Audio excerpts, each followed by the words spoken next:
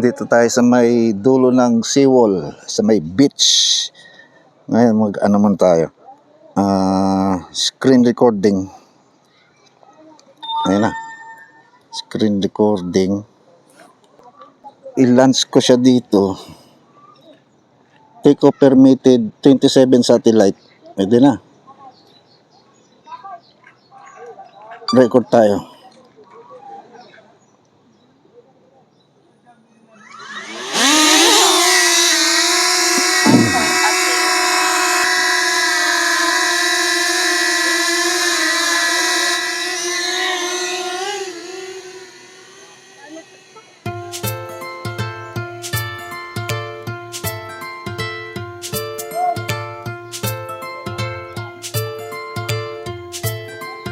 Camera down, tignan natin yung mga mababa pa ako, 30, gawin natin 50, 60, yun, 60.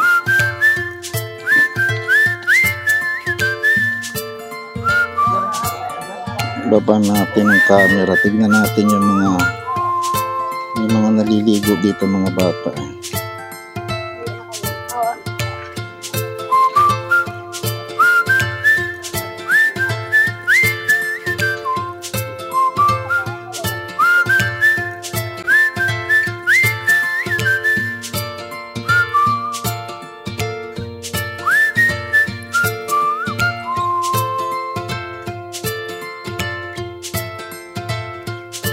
Baba tayo ng konti, gimbal down, camera.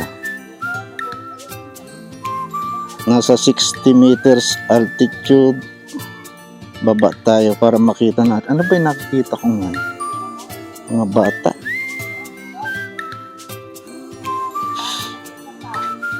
Mga bata na naliligo.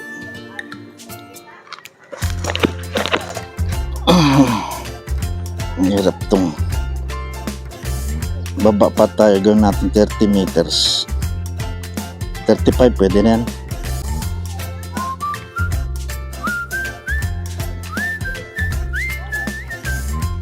Yung mga bata na naliligo.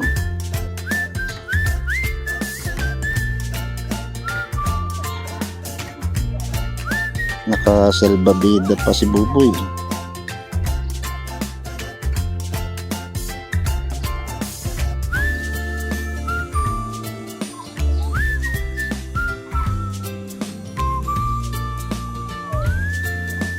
Ah, 11 meters na lang pala ang height ko. Ayun, kikita ko siya dito.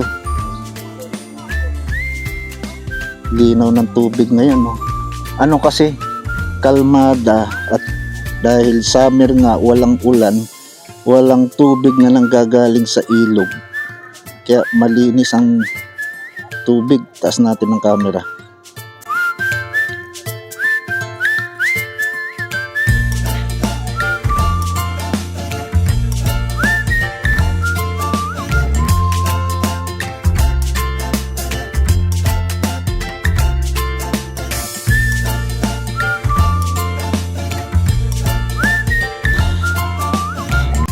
Punta natin doon sa may bangka dito na may tao.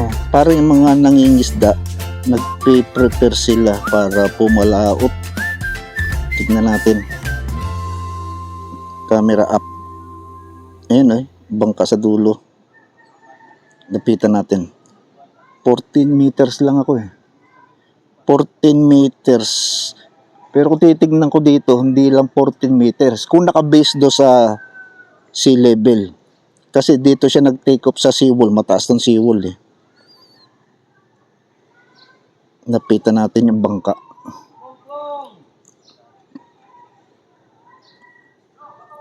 Andito sa may mga bahayan. Malapit sa river outlet. Atas ano yun? Nakita kong yun. May shadow sa ilalim. Kahoy. Ayun o simento. Kala ko pating. Posible naman magkaroon ng pating dyan. Ito may mga naliligo ng mga bata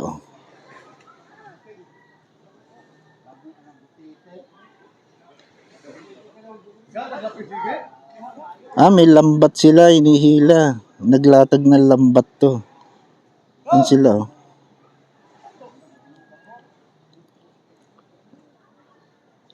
Baba natin, 14, gawin natin 10 meters.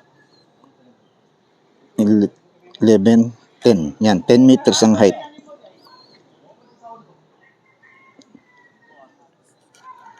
May lambat sila, hinihila.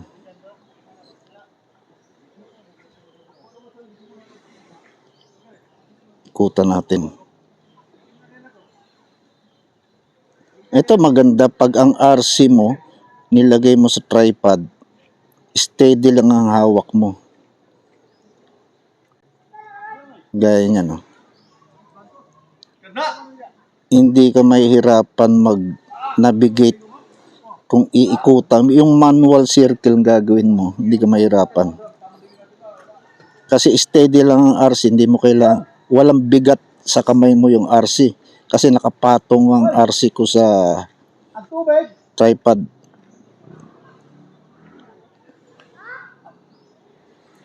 Lapit tayong konti. Hindi ko napansin yung likod, baka bagay malayo sa mga puno eh. Ayun, may lambat nga oh. Zoom natin. Ayan, may lambat. Ano kaya yung kuha nila? Misda kaya?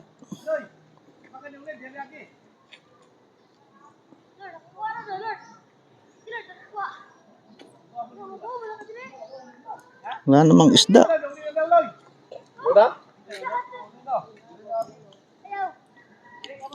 Meron man yan siguro yung maliliit. Sumpa natin. Ayun oh. Ilalatag yung lambat malapit lang sa pangpang o sa dalampasigan.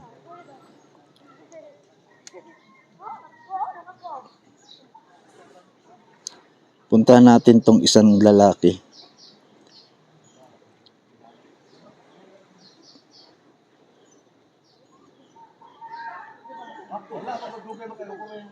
May isda siguro. To may binubugaw siya eh. Ayun oh.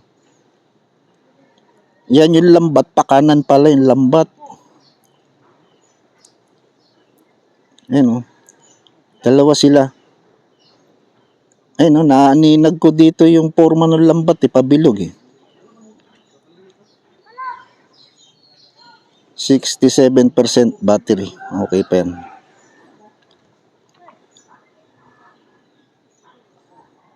Zoom out tayo. Ayan oh.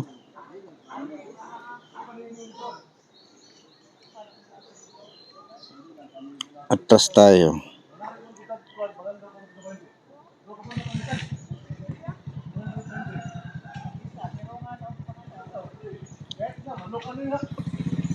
Camera up. Tingnan natin ang paligid. 14 meters ang height ko. Tapat ko nga tong. Hindi ko nakatutok kay flip. Kailangan. Ayun, nakikita ko siya dito. Kutan pa natin. Tignan natin ang mga kabahayan dito. Ito yung mga bahay dito. Ito yung East Poblacion. Baba natin ang camera. Dahil ito yung river, malabo ang tubig sa river outlet. Oh. Ba't kaya malabo ang tubig dyan? Wala namang ulan. Atras tayong konti.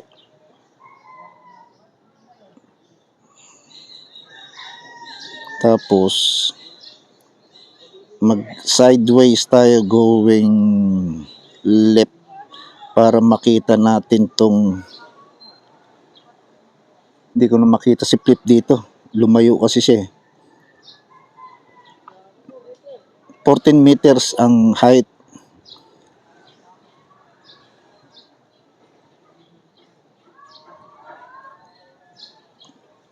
Ayan oh. Ganda oh. May maliliit na bangka pa.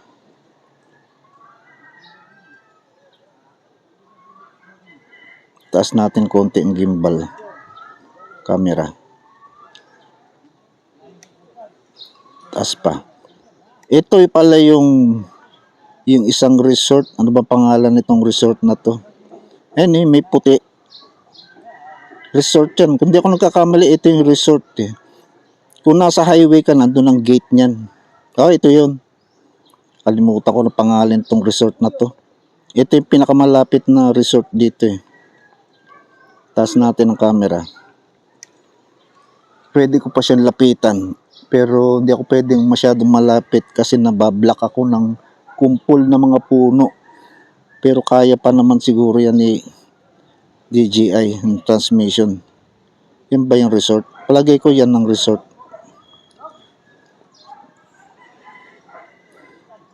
Baybayin pa natin. Kung wala akong makita magandang structure maliban dito bandang kanan, yan na yung resort.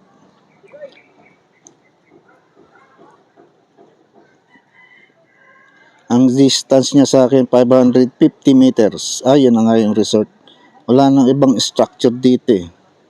Ganda pa signal ko. Full bar pa.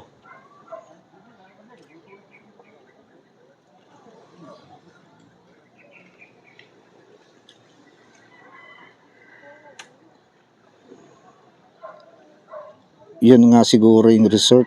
Wala nang ibang structure dito eh.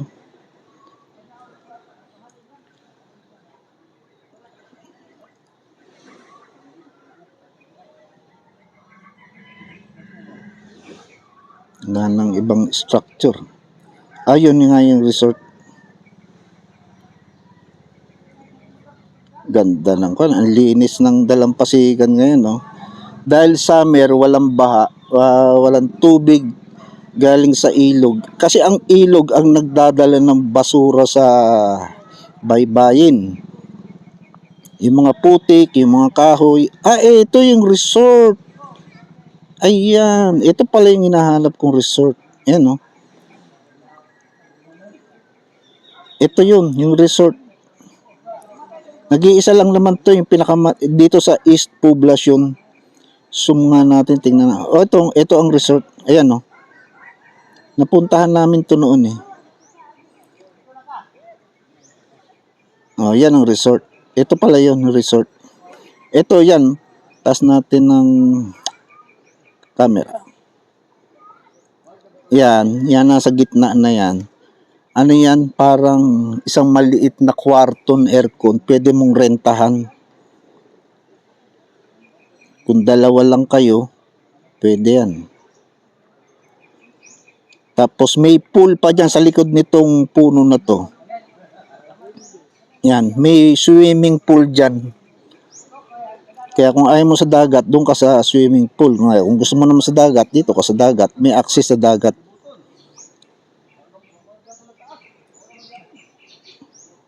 %, 46% na lang battery ko. Ayun na yung highway. Kita na yung highway dito. Ito, maganda rin tong bahay na to. Pero hindi siya resort. Resort ba siya? Hindi siya resort. Ano yan? Private. Hindi pa nagwa-warning dahil 1 kilometer lang ang layo sa akin ni Flip. Pabalikin ko na to dahil 45%. Kung tutusin, kaya pa naman eh. May green pa nga dito sa, ayan, tingnan nyo yung green, no? Isa 44%. Pag may green pa dyan, ibig sabihin yan, kaya pa ng battery bumalik.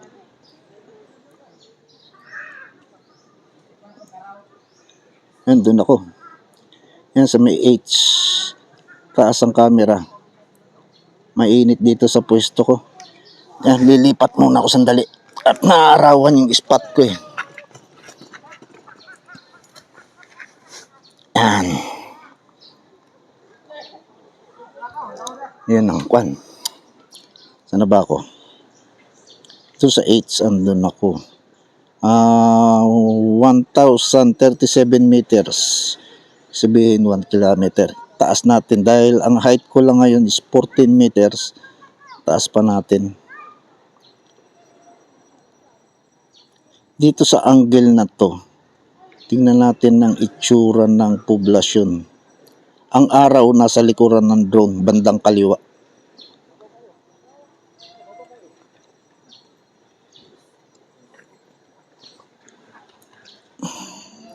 Taas pa. Yan, 100 meters. Baba natin ang camera.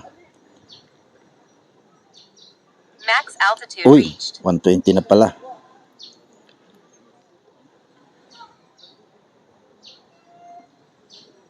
Bigyan natin ng magandang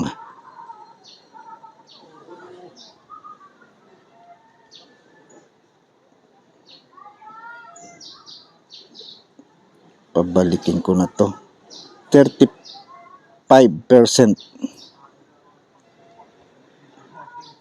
Malakas ang hangin doon sa pwesto niya, kaya bagal ang galaw niya. May hangin sa north.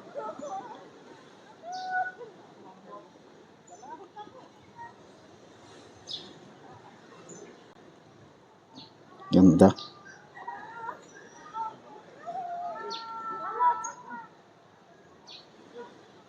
Baba natin ng gimbal camera. Iyon ang beach.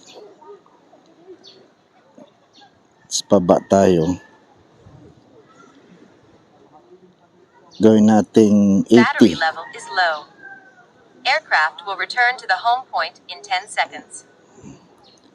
Pabalikin na natin. Nag-warning na siya. Return to Ayun na. home. Madalas kasi pag automatic RTH siya do sa system, hinahayaan ko lang siya. Pero ngayon kasi babantayan ko siya kasi dito ko sa ilalim ng mga coconut. Saan ba siya? Hindi ko pa siya makita dito eh.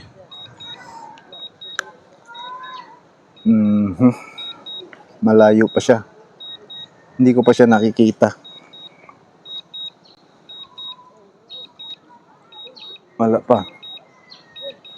Hindi pa siya naninag. Malayo pa siya. Doon pa siya.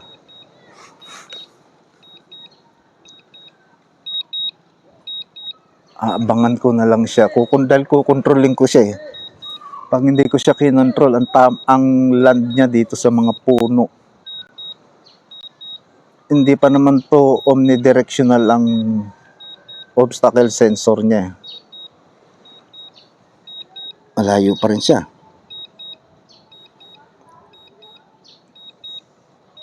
Hindi ko pa siya nakikita. Nandun pa siya sa malayo. Pero okay lang kasi, ayan, 400 meters ang distance, 26% pa ako eh. Ang height niya, 75 meters. Wala pa, hindi ko pa nakikita. Dapat nakikita ko na siya. Pupunta ako dito sa alis ako sa pupwesto ko.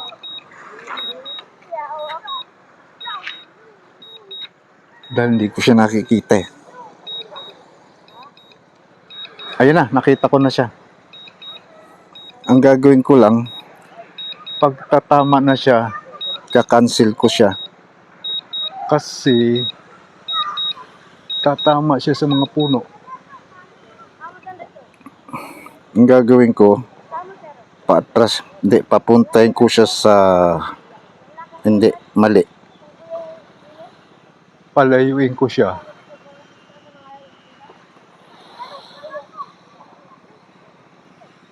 Yun. Tapos paharapin ko siya dito. I-down ko siya.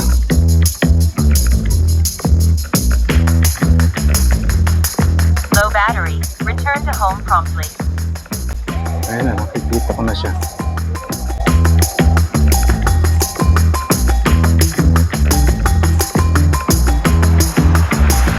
Pabante natin.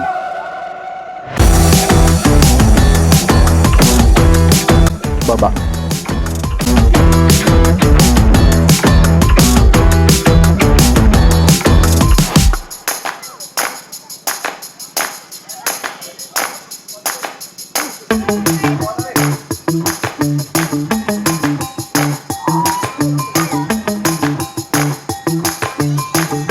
Baba.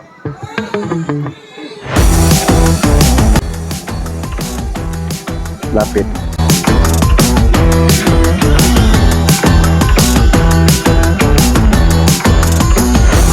Baba.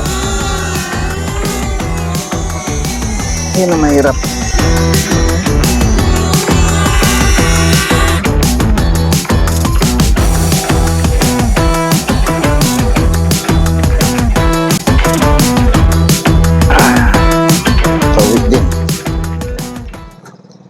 tayo.